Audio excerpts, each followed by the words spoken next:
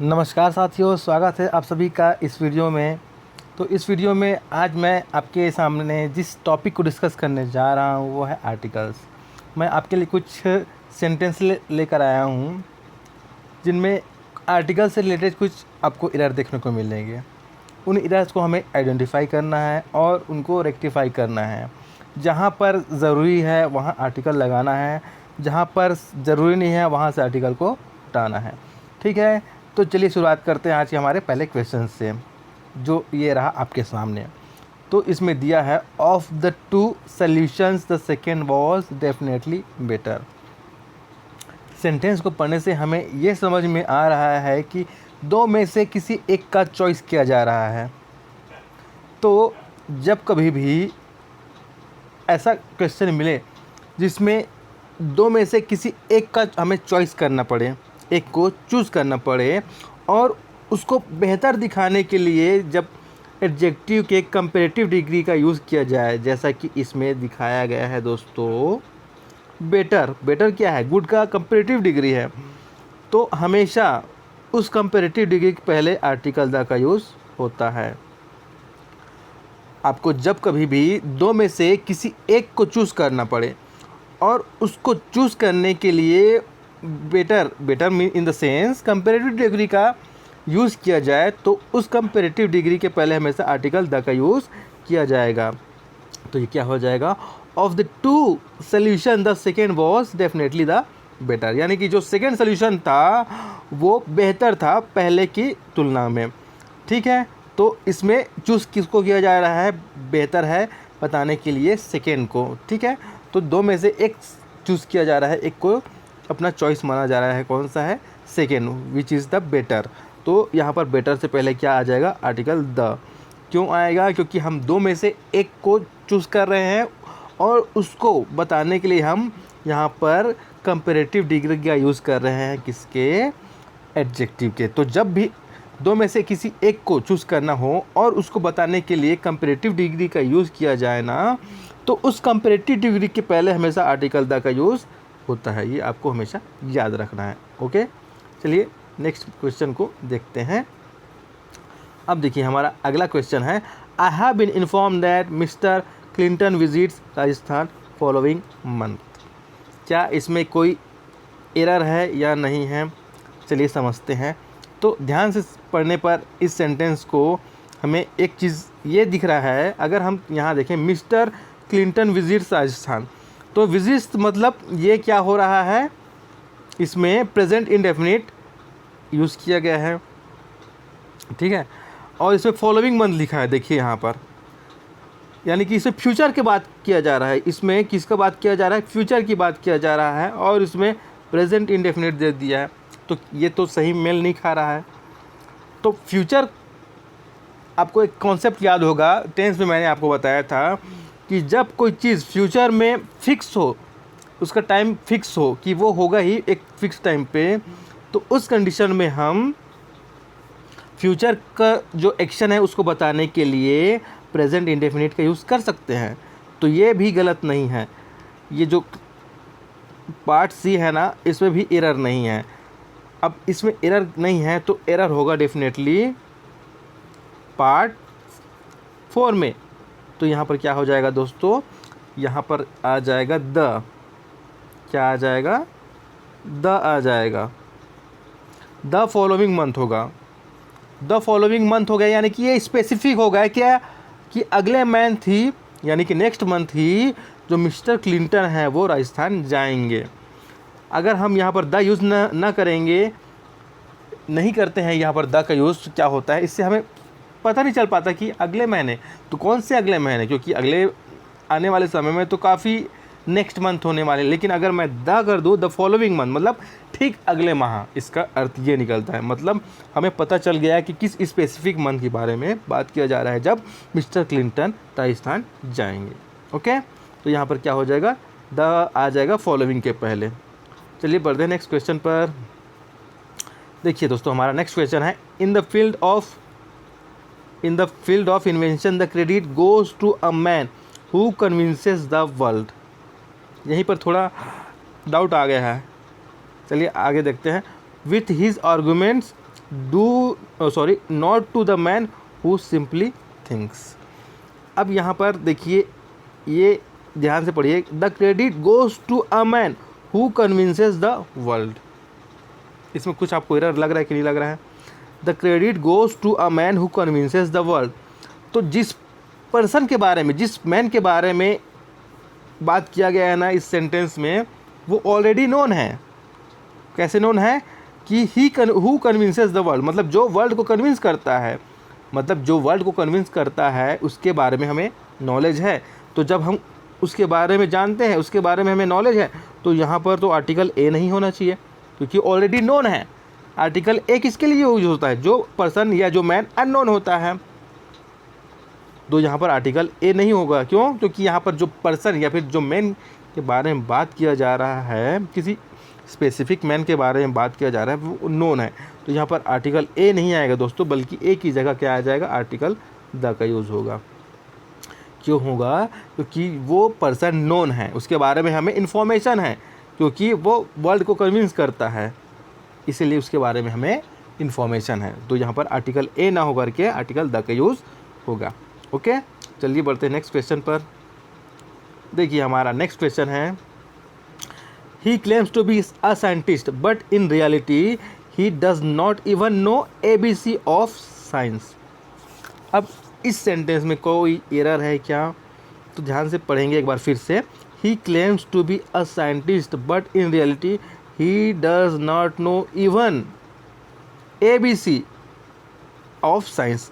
अब देखिए दोस्तों, हमारा जो फोकस जा रहा है वो ABC पर जा रहा है। तो इस पर हम पावर कैसे जनरेट कर सकते हैं, इसको हम एम्फेसाइज कैसे कर सकते हैं ABC को? तो एक तरीका है कि इसके पहले हम आर्टिकल द का यूज़ कर दें। इसके पहले क्या करें? आर्टिकल द का यूज़ करेंगे ना, तो इसका जो प्रभाव है और बढ़ जाएगा। किसका? ABC का प्रभाव। ABC का प्रभाव और ज़्यादा बढ़ जाएगा। तो क्या हो जाएगा ये? ही does not know even the ABC of science. तो क्या होना चाहिए यहाँ पर? यहाँ पर ना ABC के पहले आर्टिकल द का यूज़ होना चाहिए, तब इसका जो प्रभाव है ABC का, वो और इसका जो इम्पैक्ट है ना, वो और उभर कर सामने आता है। तो आर्टिकल द का यूज़ किया जाएगा किसके पहले? ABC के। ओके, चलिए बढ़ते हैं नेक्स्ट क्वेश्चन पर। देखिए हमारा अगला क्वेश्चन है दोस्तों, her father forbid her to go to cinema with Mohan. इसको देख के ही हमें समझ में आ रहा है कि एरर कहाँ है। देखिए यहाँ पर सिनेमा लिखा है, यहाँ पर टू है, लेकिन क्या आपको सिनेमा के पहले कोई आर्टिकल दिख रहा है? जबकि होना चाहिए आर्टिकल द। आप जानते हैं सिनेमा हो या फिर थिएटर हो, इसके पहले क्या आता है जी? इसके पहले आर्टिकल द का यूज़ होता है ना, द सिनेमा द थिएटर, है ना। बट यहाँ पर इस सेंटेंस में तो सिनेमा के पहले कोई भी आर्टिकल नहीं है, जबकि होना चाहिए आर्टिकल द। तो यहाँ पर क्या आ जाएगा? आर्टिकल द आ जाएगा। किसके पहले? सिनेमा के पहले। ओके, चलिए बढ़ते हैं नेक्स्ट क्वेश्चन पर। हमारा नेक्स्ट क्वेश्चन है दोस्तों, it is an impossible task to calculate number of creatures living on earth. इस सेंटेंस को अगर हम ध्यान से पढ़ेंगे ना, तो हमें ये बोला जा रहा है कि यह असंभव है कि इस पृथ्वी पर जितने भी मानव निवास कर रहे हैं, रहते हैं, उनकी निश्चित संख्या कैलकुलेट नहीं किया जा सकता। उसकी निश्चित संख्या कैलकुलेट करना असंभव है। ठीक है, ये इसका अर्थ है। तो अब इसमें क्या कोई एरर है? तो एरर है दोस्तों, कहाँ पर है? यहाँ पर है नंबर। देखिए टू कैलकुलेट नंबर आ गया है, जबकि होना चाहिए द नंबर। द क्यों आएगा? क्योंकि इसमें स्पेसिफिक नंबर के बारे में बात किया जा रहा है। मतलब स्पेसिफिक नंबर कौन होंगे? वे सभी जो मानव निवास करते हैं पृथ्वी पर। मानव चाहे कोई भी जीव, क्रिएचर मतलब वो सभी आ जाते हैं जो निवास करते हैं पृथ्वी में। तो उनकी जो संख्या है वो तो निश्चित होगी, उसकी संख्या को हम निश्चित दर्शाना होगा, और निश्चित दर्शाने के लिए हम किसका यूज़ करते हैं? आर्टिकल द का यूज़ करते हैं। इसलिए द जो नंबर है ना, उसके पहले द आएगा। ये किस तरीके से हो जाएगा? द नंबर ऑफ एक फ्रेज भी होता है दोस्तों। ठीक है, तो इसको फ्रेज को कंप्लीट करने के लिए भी हमको यहाँ पर द आर्टिकल यूज़ कर सकते हैं। यहाँ पर ए आर्टिकल क्यों नहीं यूज़ करेंगे? ए का यूज़ इसलिए नहीं करेंगे क्योंकि ए का जो यूज़ होगा वो स्पेसिफिक नंबर को नहीं बताता है, जबकि हमें स्पेसिफिक नंबर के बारे में इस सेंटेंस में बोला जा रहा है। ओके, इसलिए यहाँ पर कैलकुलेट के बाद और नंबर से पहले ना आर्टिकल द का यूज़ होगा, यही इसमें एरर था। ठीक है, चलिए बढ़ते हैं नेक्स्ट क्वेश्चन पर।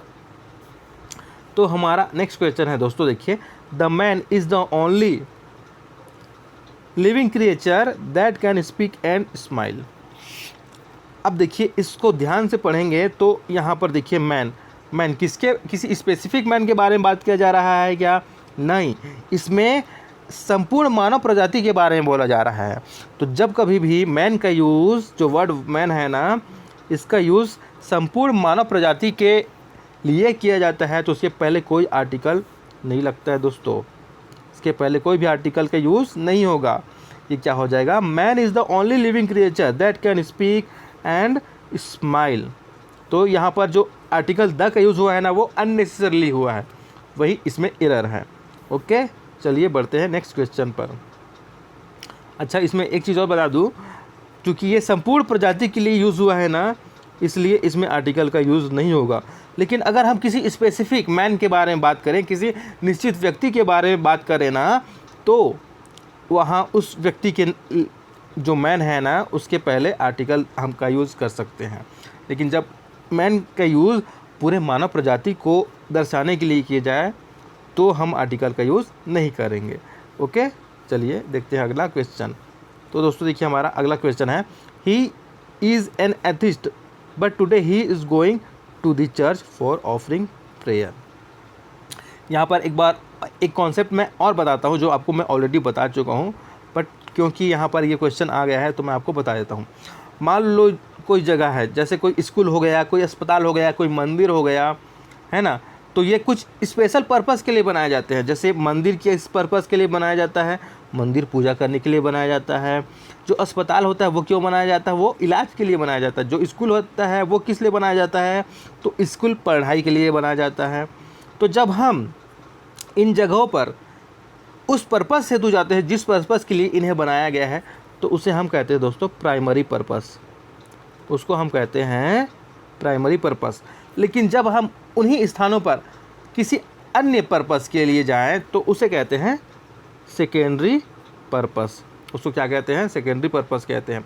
अब कॉन्सेप्ट ये होता है कि प्राइमरी पर्पस के लिए आर्टिकल का यूज़ नहीं होता है दोस्तों, जबकि सेकेंडरी पर्पस के लिए आर्टिकल का यूज़ होता है। यानी कि जैसे मान लो मुझे स्कूल की बात करना है, तो अगर मैं स्कूल पढ़ाई करने के लिए जा रहा हूँ तो वहाँ स्कूल के पहले आर्टिकल का यूज़ नहीं होगा। लेकिन अगर मैं स्कूल घूमने जाऊँ या फिर अपने किसी दोस्त से मिलने जाऊँ तो वहाँ पर आर्टिकल का यूज़ होगा। ठीक है, ये कॉन्सेप्ट है। अब देखिए चर्च क्या है? चर्च प्रेयर के लिए होता है। अब इस क्वेश्चन में जो व्यक्ति है, एथिस्ट है, वो प्रेयर करने के लिए ही जा रहा है। मतलब जो चर्च जिस काम के लिए बना है उसी काम के लिए वहाँ जा रहा है, तो उसका पर्पस क्या हो गया? वो प्राइमरी पर्पस हो गया, है ना, प्राइमरी पर्पस हो गया। तो वहाँ पर आर्टिकल का यूज़ नहीं होना चाहिए, जबकि यहाँ पर आर्टिकल द का यूज़ हुआ है, तो आर्टिकल द का यूज़ नहीं होगा दोस्तों। क्यों? क्योंकि जो एथिस्ट है वो चर्च जा रहा है प्राइमरी पर्पस के लिए। प्राइमरी पर्पस यानी कि प्रेयर ऑफर करने के लिए। अगर वही उस चर्च को जाता किसी दोस्त से मिलने के लिए या घूमने के लिए या फिर किसी अन्य पर्पस के लिए, तो वहाँ पर आर्टिकल द का यूज़ कर सकते थे। बट क्योंकि वहाँ पर वो प्राइमरी पर्पस के लिए जा रहा है ना, इसलिए चर्च के पहले कोई भी आर्टिकल का यूज़ नहीं होगा। ओके, चलिए नेक्स्ट क्वेश्चन देखते हैं। देखिए दोस्तों हमारा अगला क्वेश्चन है, you should not spend good part of the day in marketing only. इसमें क्या कोई एरर है? तो बिल्कुल एरर लग रहा है दोस्तों। गुड पार्ट ऑफ डे, तो ये अधूरा है, क्योंकि ये एक फ्रेज होता है जिसका स्टार्ट होता है अ से।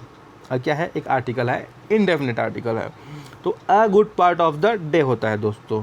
ठीक है, तो ये मिसिंग था आर्टिकल ए, किसके पहले? गुड के पहले। ओके, चलिए बढ़ते हैं अगले क्वेश्चन पर। देखिए हमारा अगला क्वेश्चन है, whatever little milk left in the bottle was drunk by your cat. मतलब जो कुछ भी, जितना भी दूध था बॉटल में, वो सभी किसने पी लिया? तुम्हारे कैट बिल्ली ने पी लिया। तो जब हम जितना भी होता है उन सभी के बारे में बात करते हैं तो हम किसका यूज़ करते हैं दोस्तों? द लिटिल का यूज़ करते हैं। मतलब जितना भी दूध था वो सभी किसने पी लिया? वो कैट ने पी लिया। तो यहाँ पर क्या आ जाएगा? द लिटिल आ जाएगा दोस्तों। यहाँ पर अ लिटिल नहीं आएगा। अ लिटिल कब होता है? जब थोड़े बहुत की बात करते हैं। लेकिन इस सेंटेंस में बात किया जा रहा है कि जितना भी दूध था वो सभी पी लिया। किसने? कैट ने पी लिया। तो जब सभी दूध के बारे में बात किया जा रहा है तो द लिटिल का यूज़ हो गया। द लिटिल का मतलब ही होता है ना, जितना था वो सब, जितना था वो सब। ओके, तो आई होप ये वीडियो आपको पसंद आया होगा। इसमें मैंने जो एक्सप्लेनेशन दिए हैं वो भी आपको पसंद आया होगा। दोस्तों अगर आपको ये वीडियो पसंद आया है तो इस वीडियो को शेयर कीजिए, लाइक कीजिए, साथ ही साथ कमेंट कीजिए, और हो सके तो मेरे चैनल को ज़रूर सब्सक्राइब कीजिए ताकि आगे आने वाले वीडियोस की नोटिफिकेशन आपको मिलता रहे थ्रू बेल आइकॉन। उसके लिए आपको उसको प्रेस करना पड़ेगा। ओके।